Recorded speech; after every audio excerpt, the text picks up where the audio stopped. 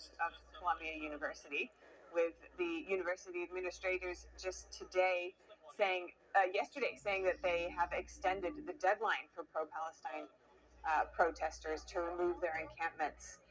And of course, classes at the moment are hybrid or online, and some of them are in person, but many Jewish students at these campuses are feeling so threatened that they say they don't want to attend in person.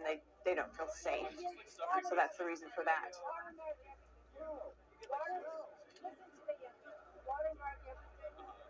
Reminds me of See a range of media lining up there. Post pre-World War II. And of course, this all harassment calls into question the question of free speech versus movement, freedom of movement, and freedom of belief. Some of these protests have seen protesters within the group saying such things as "We are Hamas." That's of course not the entire group, but these calls have been spotted, and they do present a threat, considering we know that Hamas is a terrorist group, and the horrific attacks of October 7th just ripped through so many families in Israel, and to hear people here in the U.S. aligning themselves with Hamas could be considered quite the threat.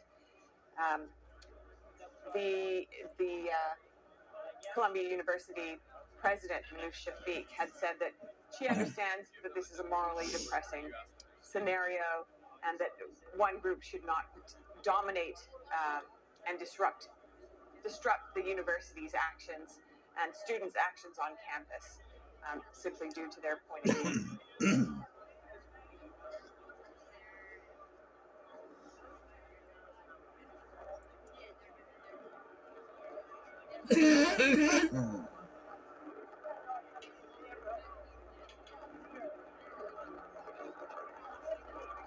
Oh, this is getting boring. I was going to say something.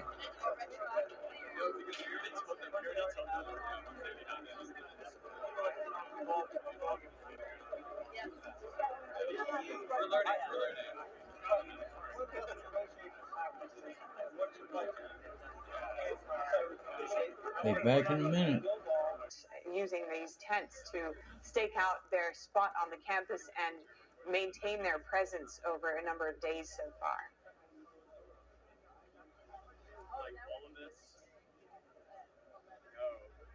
Media reports show that there have even been arrests at Yale and New York University earlier this week.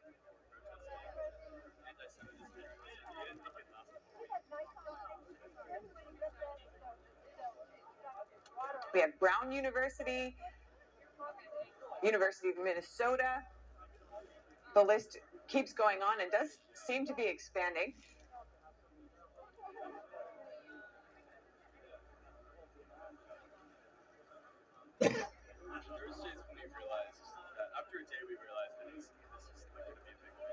And in regards to Ohio State University, there are reports that hundreds of demonstrators were arrested there.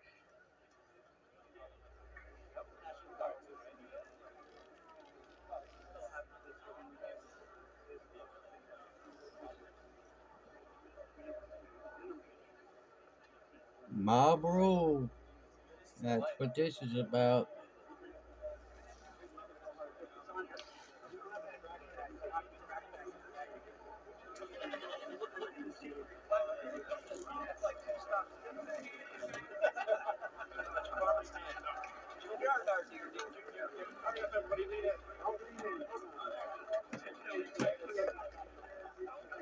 So a big question here is, how far should universities go to ensure the safety of their students on campus? With so many Jewish students feeling threatened and saying that they feel threatened, looks like the speaker may be nearing the podium. Keeping our eye on this. Blocking our shots. Lean to the right. Here he comes, House Speaker Mike Johnson.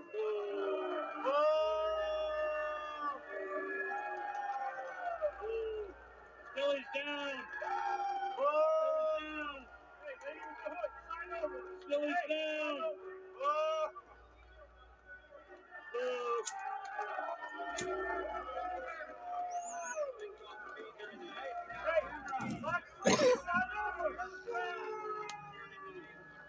preeminent academic institutions on a very important day and a very important time. Throughout history, Columbia students have contributed to the great storybook of America's life and thought. Visionary American leaders like Alexander Hamilton and John Jay and the Jewish leader Gershom Shashis knew the self-evident truth that was at the heart of this country and once at the heart of this university, and that is that we are endowed by our Creator with certain inalienable rights. They should not be infringed. The founders and the great leaders who had come through this institution in the past believed in religious liberty. They believed in democracy. They believed in morality and virtue and the dignity of every human person. They believed in the free exchange of ideas, and they detested mob rule. We are standing here right now on the steps of the Low Library. In this very building right behind us, Columbia University once awarded Winston Churchill an honorary degree, and it was Churchill who said, "It is manifestly right that Jews should have a national home where they may be reunited." We believe in that principle. And today I'm here to proclaim to all those who gnash their teeth and demand to wipe the state of Israel off the map and attack our innocent Jewish students this simple truth: neither Israel nor these Jewish students on this campus will ever stand alone. Today, Hamas issued an endorsement statement of the protesters on this campus. They called them the future leaders of America. It is detestable. All of this has to be said because the cherished traditions of this university are being overtaken right now by radical and extreme ideologies. They place a target on the backs of Jewish students in the United States and here on this campus. A growing number of students have chanted in support of terrorists. They have chased down Jewish students. They have mocked them and reviled them. They have shouted racial epithets. They have screamed at those who wear the Star of David. Enjoy your free speech. They've told Jewish students who wear the Star of David to leave the country. And shamefully, some professors and faculty have joined the mobs. Things have gotten so out of control that the schools canceled in-person classes, and now they've come up with this hybrid model where they will discriminate against Jewish students. They're not allowed to come to class anymore for fear of their lives, and it's detestable. As Columbia has allowed these lawless agitators and radicals to take over, the virus of anti-Semitism is spread across other campuses. By some counts, as many as 200 universities have a similar form of protest right now. At Yale, a Jewish student was stabbed in the eye with a Palestinian flag, and 45 students were arrested.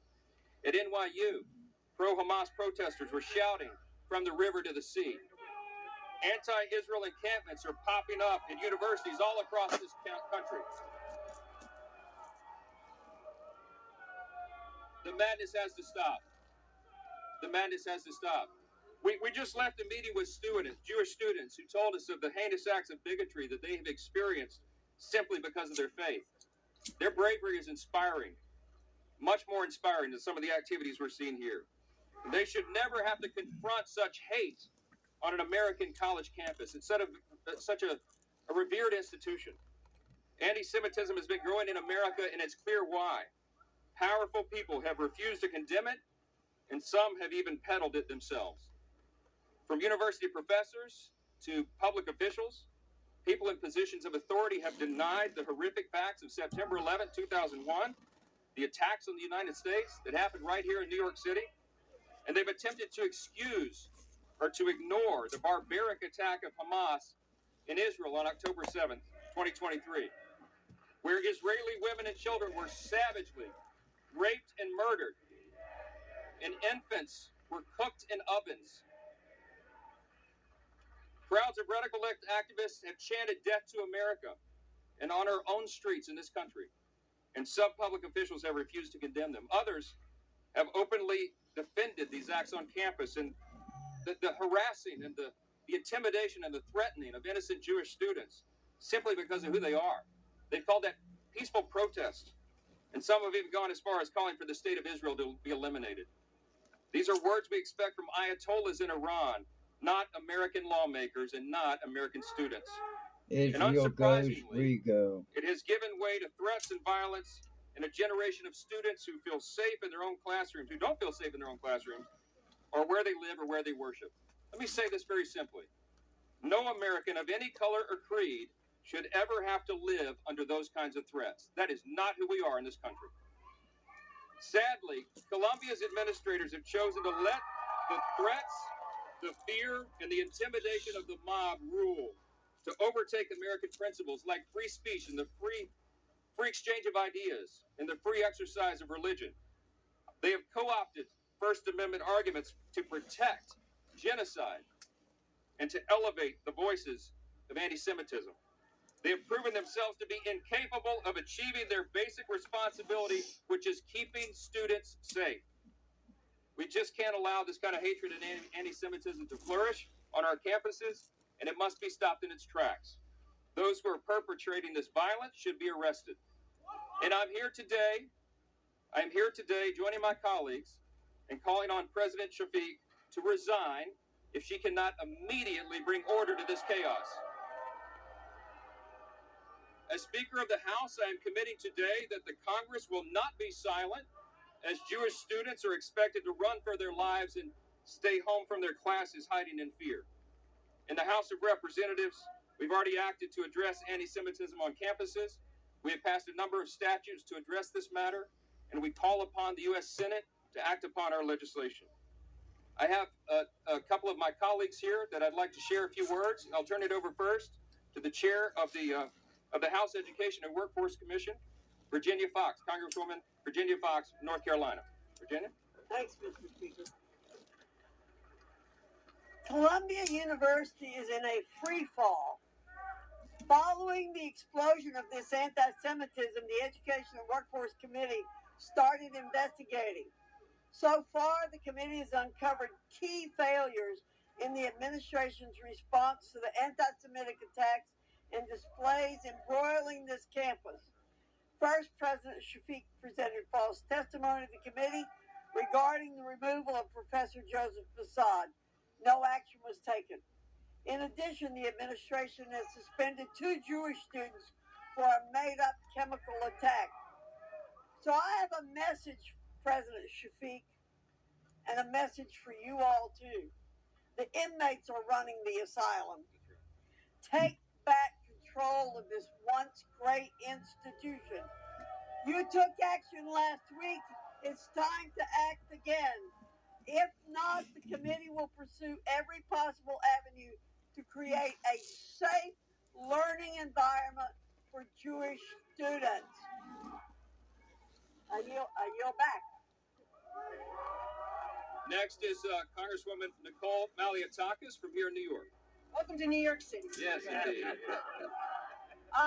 Well, thank you very much for coming today. I'm so happy to welcome the Speaker to New York City, and we appreciate his leadership and coming here to condemn the anti-Semitism that has been allowed to fester on this campus.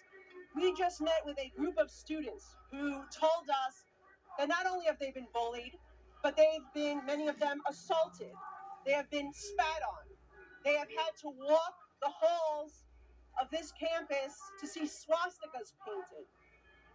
These are clear examples of anti-Semitism, and it's shocking to see that it's happening in the most diverse and welcoming city in America. It is truly outrageous, and it's clear that the president of this university cannot control the campus. She cannot and will not hold students who are doing these types of anti-Semitic activities accountable, and that she cannot keep the students who are of Jewish faith, who have paid a lot of money and have worked very hard to get to an Ivy League institution like this, that she cannot keep them safe. And that is why I join my colleagues in calling for her resignation. Thank you. Next, another congressman from New York, Anthony D'Esposito. Well, thank you, Mr. Speaker. If you are a protester on this campus and you are proud that you've been endorsed by Hamas, you are part of the problem. When you cheer on the fact that you enjoy Hamas and Hezbollah, you are yourself part of the problem. Mr. Speaker, I am proud to join with you here today in calling for the immediate resignation of the president of Colombia. She has failed her duty. She is not keeping students safe. And we see on this campus the hate-filled speech that is carrying through this country. Another New York Congressman, Mike Lawler. Well, thank you, Mr. Speaker, for being here in New York. I want Palestinians to be free, too, from their oppressor, Hamas. And every single one of you students that support Hamas are an absolute abomination. It is shameful, shameful that you would support a terrorist organization that butchered and beheaded and burned innocent women, children, and babies. I went to Israel a month after the attack on October 7th, and I watched a 21-minute unedited video, raw footage of the attack. I watched exactly what Hamas did. And sadly here in America, we have students endorsing the butchering and brutality of a terrorist organization. If you want a ceasefire, the fastest way for a ceasefire to occur is for Hamas to surrender and to release the hostages. And if you can't call for that, you are a pathetic embarrassment to this institution and to students everywhere. It is time for President Shafiq to resign in disgrace. She has lost control of this campus. She has lost control of this institution. And after listening to her comments inside, it is clear that she has no intention of getting this university under control and ensuring the safety and well-being of every student. That is what is entitled to students attending this institution. If the students are not safe, if the institution will not act, Congress has a responsibility to do so, and we will. I want to thank my colleagues for sharing their thoughts here. I want to say this as well. At the start of the American Revolution, the doors of this institution, once known as King's College, were closed. When the war ended, the institution reopened and was renamed Columbia College. It was a shift from the tyranny of the monarchy to the freedom at the heart of the American experiment. And now the forces of hatred and oppression once again are on the march. They've begun to try to close Columbia's doors to a segment of students. To every Jewish student listening to us, no matter where you are around the country, you have my word. The U.S. House of Representatives will do everything in our power to ensure that you are safe, you can freely practice your faith, and you can go to school just like everybody else. We will punish those who have allowed this violence and bigotry to go unchecked. With that, I'll take a few questions. Mr. Speaker, what about the anti-Zionist Jews in the camp celebrating Hamas? We met briefly with the president and her top officials right before we came out on the steps here. We encouraged her to take immediate action and stamp this out. And our feeling is that they have not acted to restore order on the campus. This is dangerous. This is not free expression. This is not First Amendment. They are threatening, intimidating, saying that they will take violence upon Jewish students. We met with Jewish students who are in fear. They can't come on campus. They can't study for their final exams. This affects everybody's lives, and it affects the image that we portray to the world. This is not who we are as Americans, and it's time to act like it. What he said